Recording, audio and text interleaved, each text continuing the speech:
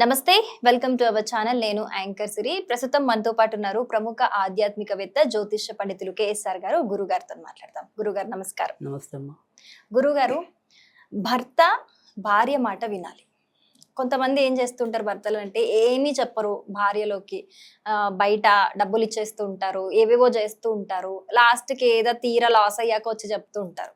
వీళ్ళు ఫీల్ అవుతుంటారు, మా మాట వింటే బాగుంటుంది కదా అని చెప్పేసి. ఇది యూనివర్సల్ ప్రాబ్లమ్ గా చెప్పుకోవచ్చు. అసలు భర్త భార్య మాట వినాలంటే ఏం చెయ్యాలి? దీనికి ఏమన్నా పరిహారాలు లాంటివి ఏమన్నా ఉన్నాయా గురుగారు? అంటే ఇక్కడ చాలా చాలా కారణాలు ఉండటం అనేది జరుగుతుంది. భర్త మాట భార్య వినకపోవటం, లేదా భార్య మాట భర్త వినకపోవటం అనుకుంటే, ఇప్పుడు సరే మీరు అడిగింది భార్య బాధితులు ఎవరైతే, అంటే భర్త బాధితులు ఎవరైతే ఉంటారో, భర్తల ద్వారా ఇబ్బందులు ఎవరైతే పడతారో వాళ్ళ గురించి మీరు ప్రశ్నించడం అనేది జరిగింది. అంటే ఇక్కడ ఇవాళ ఉన్న ప్రపంచంలో ఏంటంటే మీరు చెప్పిన కారణాలు, అంటే కొంతమంది ఏంటంటే భార్యకి చెబితే ఇది అడ్డం పడుతుందేమో అని చెప్పి రహస్యంగా ఆ విషయాలు దాచేమో మగవాళ్ళు ఉండటం అనేది ఒకటి. మరికొంత మగవాళ్ళతో చికాకు ఏంటంటే ఏం చెప్తున్నా కూడా వాళ్ళు మొహమంతా మొబైల్లోనే ఉంటుంది. మనం చెప్తున్న వాళ్ళకి ఇస్తున్నారో తెలియదు, వాళ్ళకి ఇవ్వడం లేదో తెలియదు. అది రెండో రకం.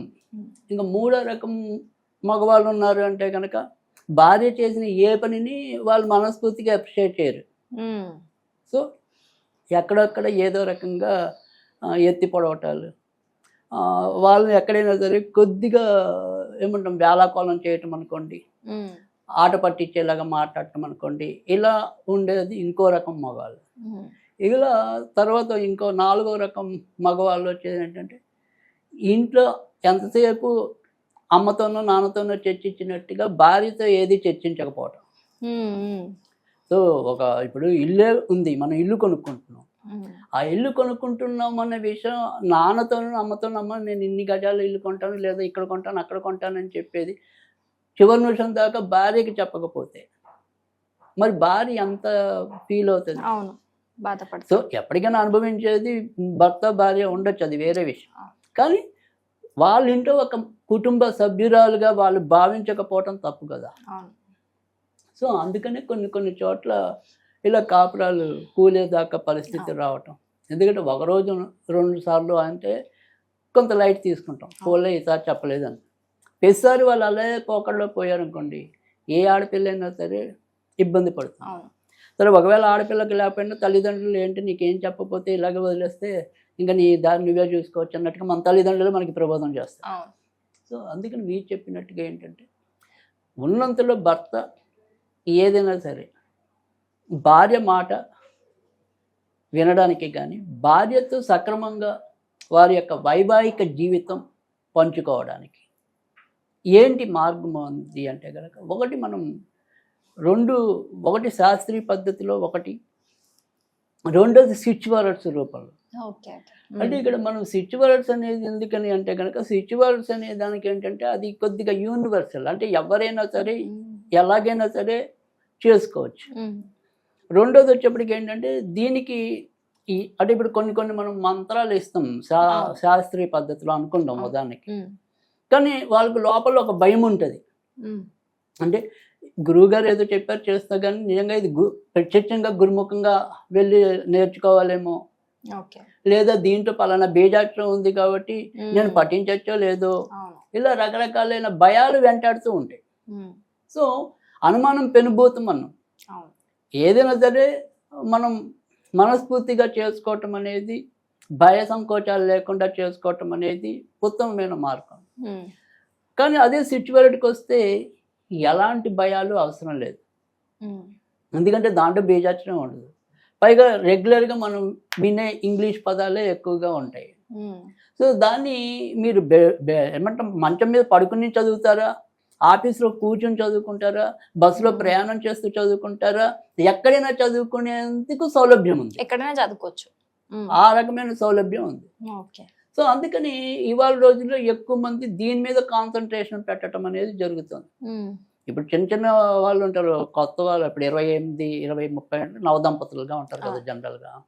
వాళ్ళకి బోలని వ్యాపకాలు ఉంటాయి, పైగా దేవుడి మీద అంత తెలియదు. ఎందుకంటే దేవుడి పూజ ఎలా చేయాలి అనేది కానీ తెలియదు, కొంతమందికి అది కూడా తెలియదు.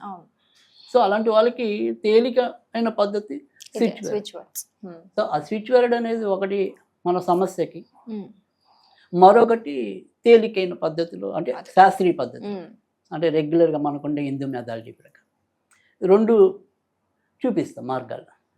ఒకటి ఇలాంటిది ఏదైనా సరే కొద్దిగా ఇబ్బంది పడుతున్న ఆడవాళ్ళు ఎవరైతే ఉంటారో వాళ్ళు ప్రతిరోజు కూడా లలితా సహస్రనామం వినటం, లేదు వినలేకపోయినా పర్వాలేదు, కనీసం ఓం ఐం హ్రీం శ్రీమాత్రే నమః, ఓం ఐం హ్రీం శ్రీం శ్రీమాత్రే నమః, ఇది 27 సార్లు అనుకుంది రోజు చాలు. కొద్దిగా తేనె నివేదన పెడితే చాలు. పెట్టి ఇలా మా భర్తలో ఏదైతే మీరు మార్పు కోరుకుంటున్నారో ఆ మార్పుని చెప్పుకోవటం అనేది అదొక పద్ధతి. ఇంకా స్విచ్ వర్డ్ రూపంలో అయితే కనుక చాలా చక్కటి స్విచ్ వర్డ్ అనేది ఉంది. సో ఇది మనకి చాలా మేలు చేస్తుంది. Divine power together with me, divine power together with me, అది కూడా చాలా మంచి స్విచ్ వర్డ్. ఇది చదువుకోవటం వల్ల కూడా వాళ్ళిద్దరి మధ్య ఉండే బాండేజ్ అనేది పెరుగుతుంది. సో ఖచ్చితంగా మంచి జరగడానికి ఉంటుంది. సో ఇది చక్కటి పరిహారం. స్విచ్ వర్డ్ అనేది ఎలాంటి టైంలో అన్నా ఎక్కడున్నా కూడా చదువుకోవచ్చు గురువు గారు. అదే దీనికి ఇప్పుడు దేవుడి ముందు కూర్చోవటం మనం ఏమి ఉండదు కదా, అందుకే ఎంత చెప్పింది మనం ఈ ఋతుస్రావం టైంలో కూడా చదువుకోవచ్చు, ఎప్పుడైనా చదువుకోవచ్చు. ఈవెన్ ఎక్కడైనా బెడ్ మీద చదువుకోవచ్చు, బస్సులో చదువుకోవచ్చు. సో అలా ఎక్కడైనా కూడా చదువుకోవచ్చు. సో దీనికి అంత పట్టింపు లేని లేదు. రోజుకి పర్టికులర్ ఇన్నిసార్లు చదవాలని మనం ఉంటుందా అంటే ఏదైనా సరే మనకి 51 మినిమం. సో 108 అనేది మ్యాక్సిమం.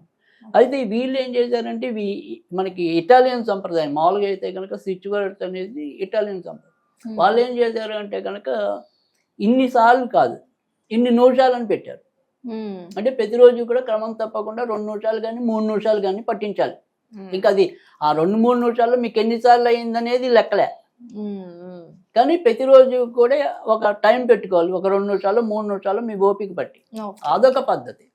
బట్ వెస్ట్రన్ వాళ్ళు ఫాలో ఏదైతే కనుక ఇలా మినిట్స్ బట్టి, మనం అయితే కనుక నంబర్స్ బట్టి అంటే సంఖ్య. అదే సో ఆ రకంగా చేసుకున్నట్టయితే కనుక మంచిది. రైట్ గురుగారు, చాలా చక్కటి అండ్ ఈజీ రెమెడీ చెప్పారు. థ్యాంక్ యూ సో మచ్ గురుగారు.